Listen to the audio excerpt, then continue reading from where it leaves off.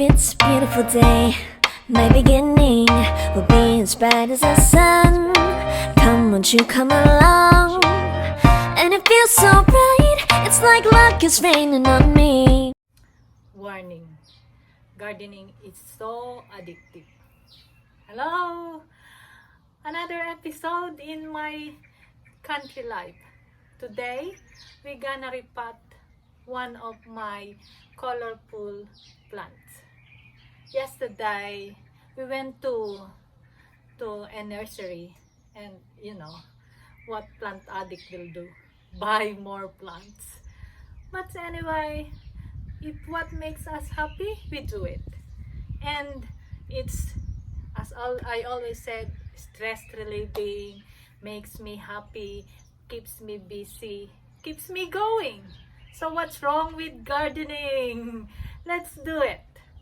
So for today, we're gonna pot my portulaca. This colorful portulaca will go in a small pots, and what my plan is, I'm gonna repot it in small pots like this, and I bought some hanging pots, and this will go inside the hanging pots.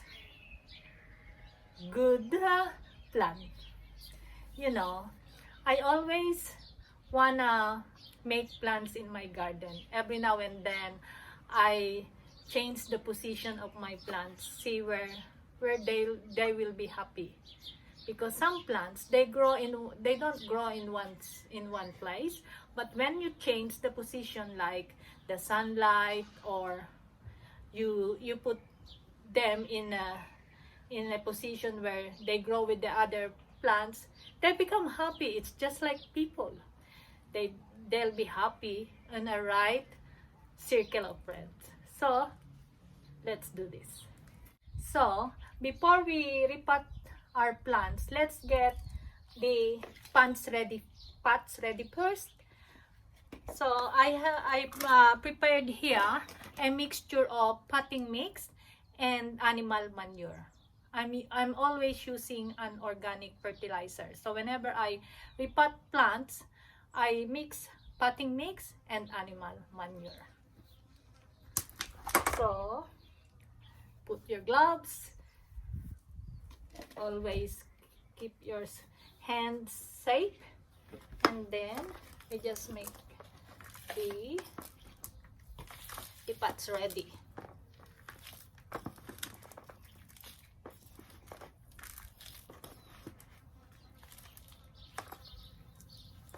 So I'm gonna put only like 2/3 of soil in each pot. Let's put this one over here.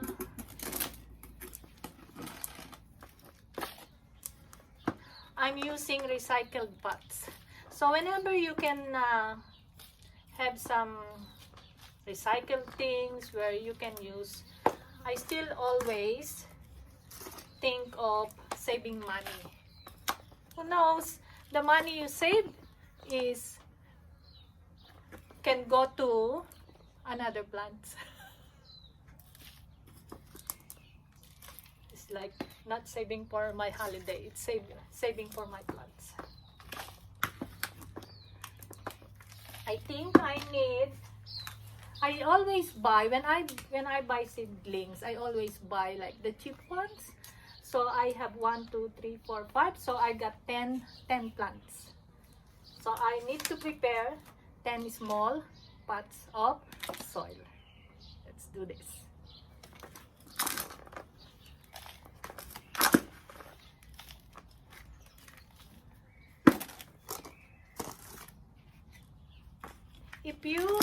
If you are really into gardening, doing this it's not hard for me. It is very enjoyable hobby. Now I have 10 pots of soil ready for this repotting. Let's do this. You just push it up push this one up, and then you can take the whole plant like this. That one, and this one will go inside the pot. And my soil here, it's ready.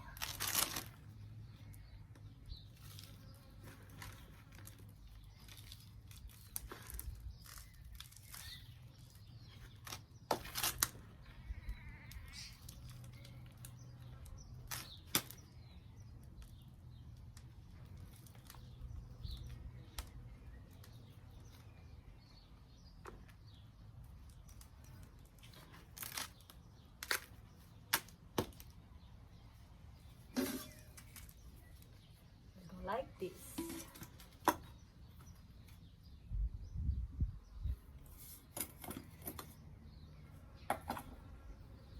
Do more.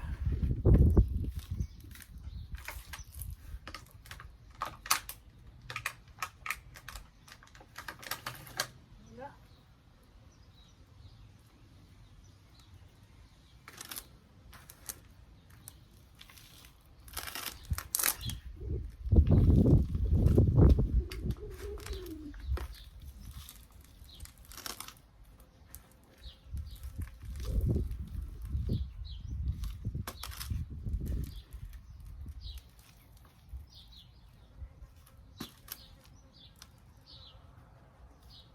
That's easy. That's how it is.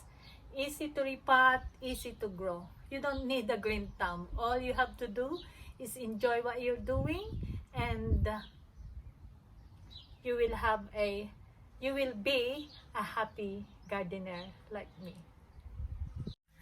Now, I finished repotting my portulaca.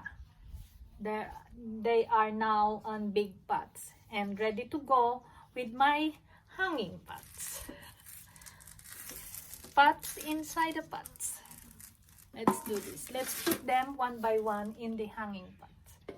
Like this. One. So I bought like 10 of the same color. Yeah.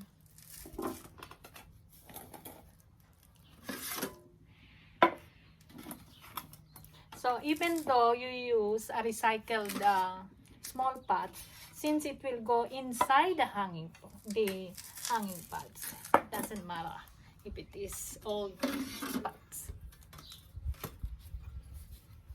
And my plan is I gonna put this hanging in the fence. You will see where will I put.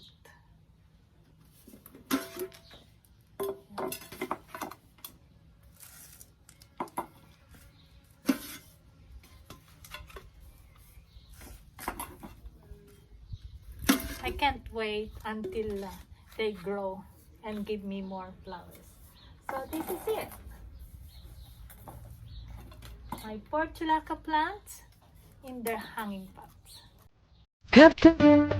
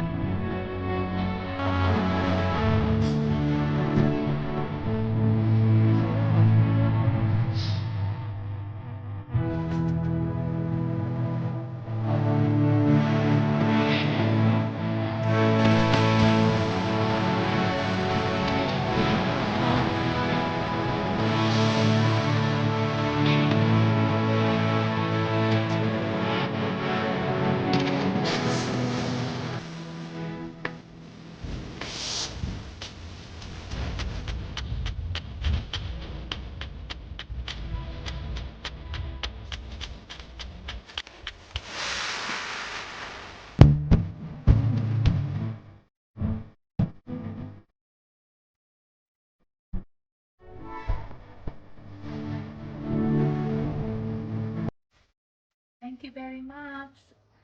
Thank you for watching this episode. Hope you enjoy and you have learned another thing from my gardening techniques, tips, and tricks.